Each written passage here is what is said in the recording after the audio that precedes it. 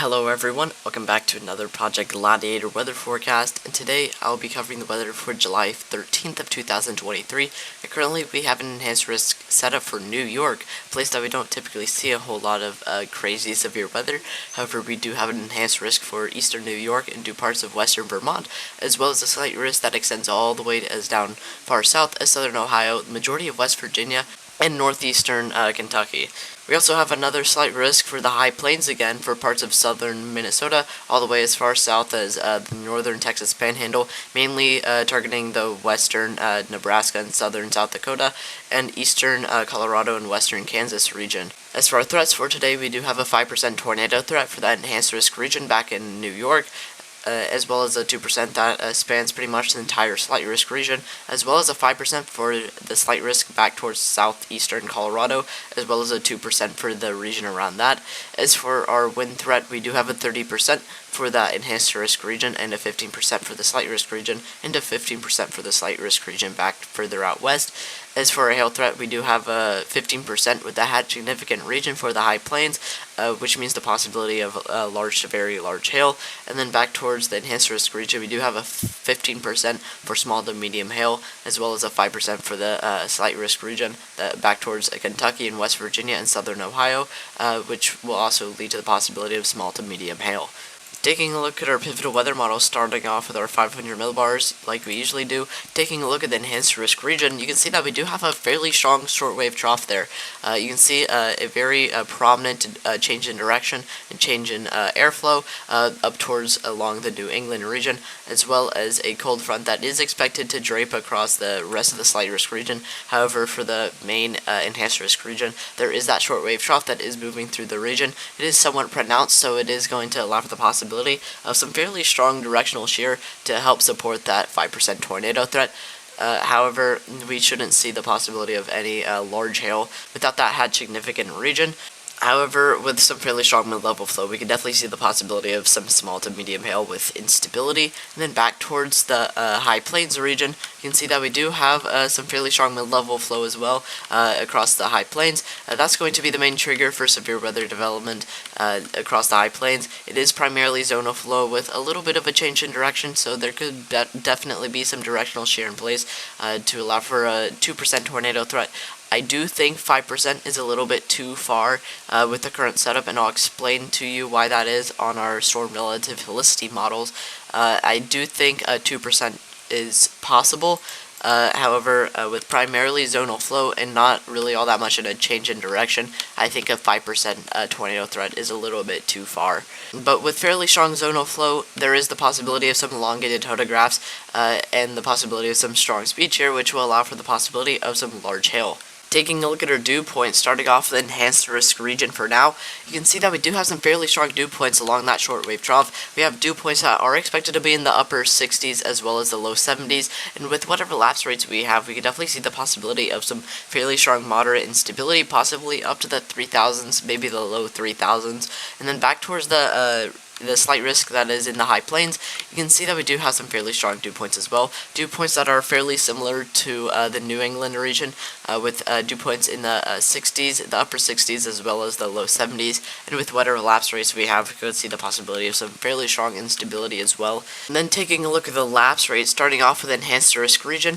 you can see that we do have some fairly moderate lapse rates that are mostly in the 6s and the, I think, 5s as well. They're not too strong, they're mostly in the moderates to weak moderates in that enhanced risk region, so we are definitely going to have a tank in instability with weak lapse rates. They're likely going to probably be in the low 3000s to upper moderates in the upper 2000s as well as low 3000s. And then back towards the high plains, you can see that we do have some fairly strong lapse rates. We have actually pretty strong lapse rates. We have lapse rates that are in the 7s and 8s as well as the 8s and even the low 9s. So with the dew points that we have, we could definitely see the possibility of some fairly strong instability, possibly getting up to the low 4000s as well as the mid to upper 3000s. And what this means in terms of hail, with weak lapse rates over towards the enhanced risk region, what that means is that the optimal hail development layer is higher up in the atmosphere, so a strong updraft is going to have to work much harder to get up to that optimal hail level and allow for the possibility of large hail. So large hail is going to be out of the question back towards the enhanced risk region. However, with strong instability, with strong dew points back towards the high plains, these strong lapse rates will definitely allow for the possibility of some large hail with some strong speed shear and elongated photographs, as these strong lapse rates lower the optimal hail development layer closer down to the ground to allow for large hail to develop much easier. Taking a look at our instability, starting off with the enhanced risk region, back towards the New England region, you can see that we do have some fairly strong instability. It is mostly in the moderates to upper moderates, as well as the low 3000s as well. So we could definitely see the possibility of some fairly strong damaging winds, as well as the possibility of some small to medium hail with instability like this and some strong mid-level flow. However, again, weak lapse rates are not going to allow for the possibility of large hail. With whatever directional shear we have, we could definitely see the possibility of one or two tornadoes, possibly a few tornadoes back towards that region with this instability, and then back towards the high plains with that 2% tornado threat. You can see that we do have some fairly strong instability as well, Cape values that are reaching the low 4000s as well, with the possibility of elongated photographs and strong lapse rates. We can definitely see the possibility of some large hail, as well as the possibility of some strong damaging winds with instability like this, and with whatever directional shear we have, we could definitely see the possibility of one or two brief tornadoes. Taking a look at our bulk shear, starting off the enhanced risk region so we can get an idea for our speed shear. You can see back towards the enhanced risk region, we do not have all that strong speed shear at all. So overall, with weak lapse rates and now weak speed shear, the possibility of large hail diminishes even further, as elongated photographs are going to be out of the question. So mainly the possibility for small to medium hail still does stand with our strong mid-level flow. However, now with weak speed shear, elongated photographs and large hail are going to be out of the question. Then back towards the high plains, you can see that we do have some fairly strong overall widespread speed shear, with speed shear that is reaching the 60 knots as well as the 50 knots. So with the possibility of elongated photographs and a strong mid-level flow aloft, we could definitely see the possibility of some large hail with this kind of speed shear. Taking a look at our directional shear, I'm going to be breaking it down into chunks based on location. So starting off with the enhanced risk region with that 5% tornado threat towards the eastern New York region, you can see that we do have some fairly strong directional shear in the eastern New York region. It is getting up to the 200s, and with Cape getting up to the low 3000s, we could definitely see the possibility of a few tornadoes back towards this region. Then you can see fairly strong, actually extremely strong directional shear further up north in Canada. There are a few tornado warnings back to that region, and I wouldn't be surprised about that either. We have some really strong directional shear back towards Canada. Again, I wouldn't be surprised if there was a few tornado warnings at this time.